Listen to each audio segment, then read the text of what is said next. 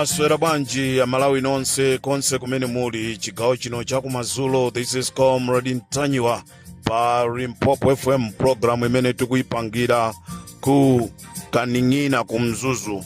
Program imene tikuipangira ku Kaning'ina kumzuzu kumene tiri kufuna kuona Alaiton Mangochi. Ndipo ndifuna ndikutsimikizireni chigawo chakumamawa tinapita kukaona Alaiton Mangochi pamene tinali ndi azisogoleri enaso amene tinaona a DPP ngati a Japi Muhango amene anapita kukaona Alaiton Mangochi. Timafuna tutipemphe a UTM osamuyiwala Alaiton Mangochi anachezeratu ku convention ija usiku wose mpaka mbanda kucha. Tiye ntipange dongosolo lokamuona Alaiton Mangochi. Programu ya madzulo ino ndikuipangira kucha tikucha kuti ku Kaning'ina. Programu imeneyi ibwere kuti breaking news chifukwa pamene ndikupanga programu iyi azikuluakulu a polisi akumanirana.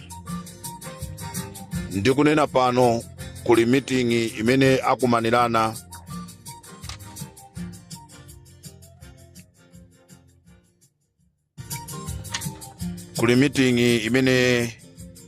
ndikuyankhula pano ndiponso anthu akudabwa kuti how come ameneyo ndeli mpopoyo. Ndikunena pano pali meeting imene ili mkati imene kuli Mayoramu, kula Valentino Phiri, komanso kuli nduna ya zachitetezo a Ezekiel Ching'oma, komanso maloya ambali zonse ziwiri, maloya aku ame komanso maloya aku polisi kumene akukambirana zokatenga warrant of arrest ya Aboni Kalindo. Koma nkhani imene ikuvuta ndiyonena kuti afuna akambirana za malamulo. Kodi malamulo a dziko la Malawi okhuzana ndi military amatichani? Military ntchito yawo ndi kuteteza nzika, kuteteza ziko. Ndiye nkhani zimene tikuziyambazi zikugwirizana ndi kuteteza ziko ngati ife a military. Ndikunena pano ena akuthamanga ndi mapepala onena kuti atenge warrant of arrest. Nkutheka usiku omwe uno tikhonza kumva kunena kuti mwina Aboni Kalindo atenga, komanso nkutheka kunena kuti mawa timva kuti Aboni Kalindo amangidwa. Zokambiranazi zinayamba lachisanu kumene kunali akuluakulu ena a MCP, komanso kunali Valentino Phiri, kunali Mayoram, komanso panali a president a Lazarus Chakwera, kumene amakambirana kunena kuti akuyenereka kutenga ma warrant of arrest kuti Aboni Kalindo amangidwe, Ntanyiwa akasakidwe ku South Africa. I'm getting surprised kunena kuti ine ndili mdziko momwe muno komano anthu akumachedwa ndi kukambirana za ku South Africa, and I myself am not staying in South Africa. Kumene ndimagwirira ntchito ine ndi ku Namibia kumene nakhazikika. Komano ndikudabwa kunena kuti anthu nthawi zonse akamatchula zosaka amatchula za ku South Africa. So never mind, ndi mmene akuganizira. Ndiye ndofuna ndikutsimikizireni kunena kuti programu ija yofuna kuthana ndi ma activist ndi imene mwayiona Malawi. Alaiton Mangochi amangidwa, nkhani zake kuzifufuza sizikuziwika bwino. Kunena kwake akuti anamtukwana Lazarus Chakwera. Komano ndikalowa ma audios ndikapita ma audios onse a Lighton Mangochi. Sindikuona pamene president wa dziko watukwanidwa akuti anatukwananso Anabelo Tembo. Sindikuona pena paliponse pamene pakuonesa audio ya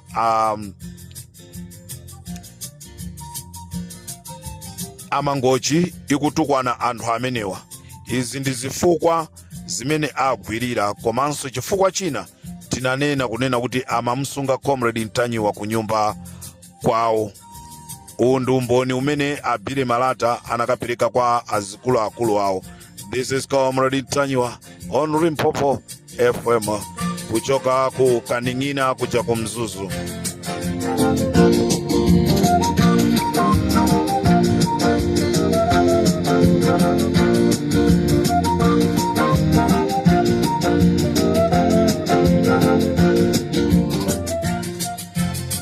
Amalawi, nkhani imene yavuta kwambiri ndi nkhani yonena kuti Comrade Ntanyiwa Comrade Ntanyiwa, nkhani ndiyonena kuti milandu imene Comrade Ntanyiwa ngati anga apeze amange ndi ya treason, komanso mlandu umene Boni Kalindo amange ndi wa treason, komanso mlandu wa Bakiri Muluzi ndi wa treason. Nkhani ndionena kuti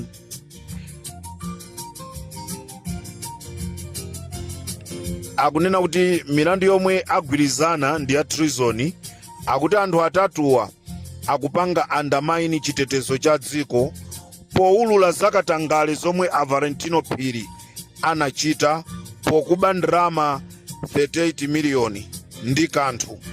Choncho chifukwa nkhani ndiyoona, chifukwa chonoti nkhani ndiyoona, ndipo akudabwa kunena kuti kodi ndi ndani amene watulusa mafailo ku Anti-Corruption Bureau okhuzana ndi Valentino Phiri okuba ndalama.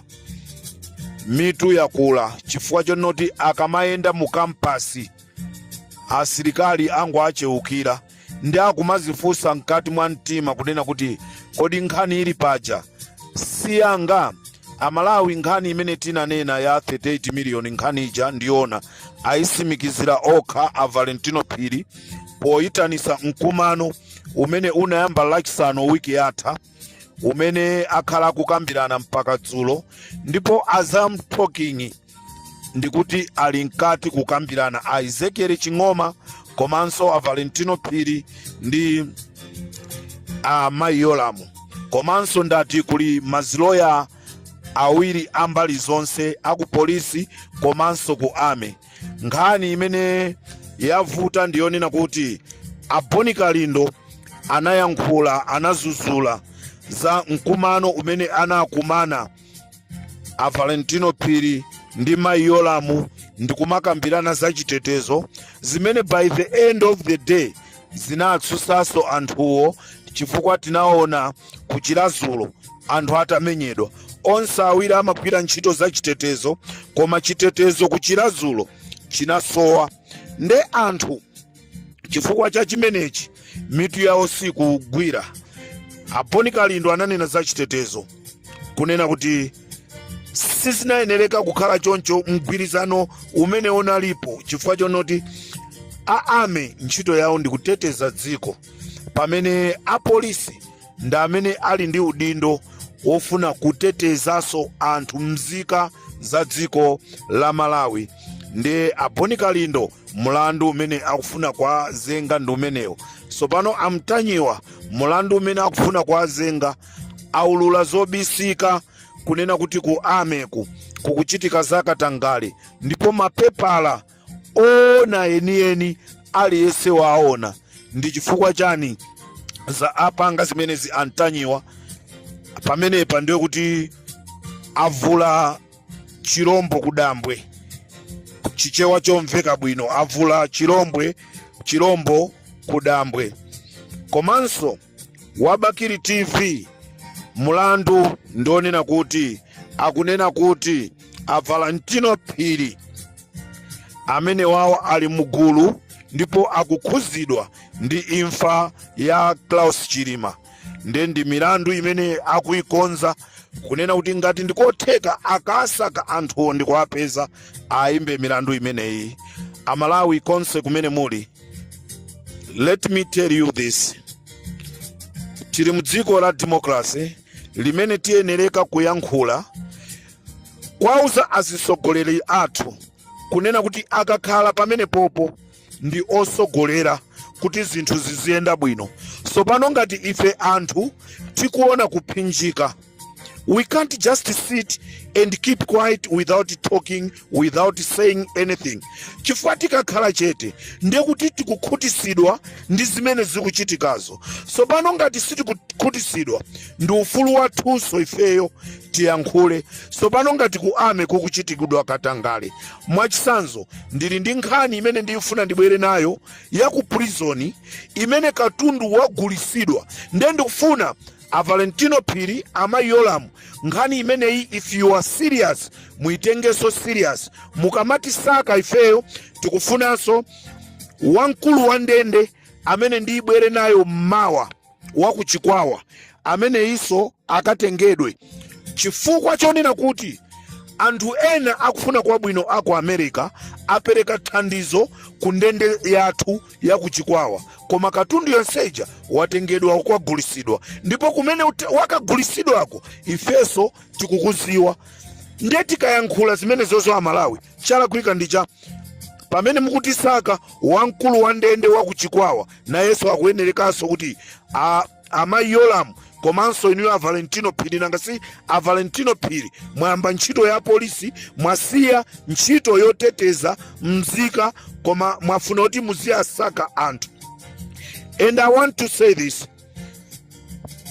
pamene muzindisaka you need to be ready, chifukwa nkutheka sitizatengana tonse tizafera pompo siku limene lolo. It's my assurance kunena kuti munthawi imene titi tizikumana ndiye kuti tonse tizafera pamenepo, sipazakhalaso wamoyo.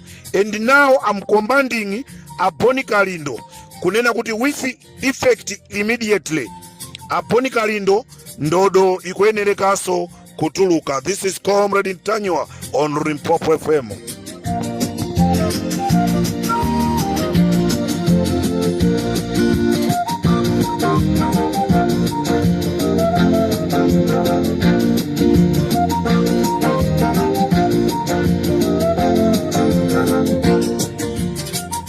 Ndeti kuti pali chikonzero chimene chikukonzedwa, chimene chinayamba kukonzedwa ndipo chikupitirira mazulo ano, kumene kuli a Valentino Phiri, mayi Yolamu, a Ezekiel Chingoma, komanso ndi anthu ena kumene akukambirana, loya waku polisi, loya waku ame, kuyang'ana akuti malamulo kuti sopano tikamaka panga izi malamulo akuti chani a ame nanga malamulo a polisi akuti chani, ndi kukonza milandu yonena kuti kodi anthu watitati apeza milandu yake ikhale chani, ndi akuti milandu yake ayimikana ponena kuti milanduyi ikhale ya treason. This is Comrade Ntanywa on Limpopo FM, chigawo cha kumadzulo pamene tiri ku Bagamoyo.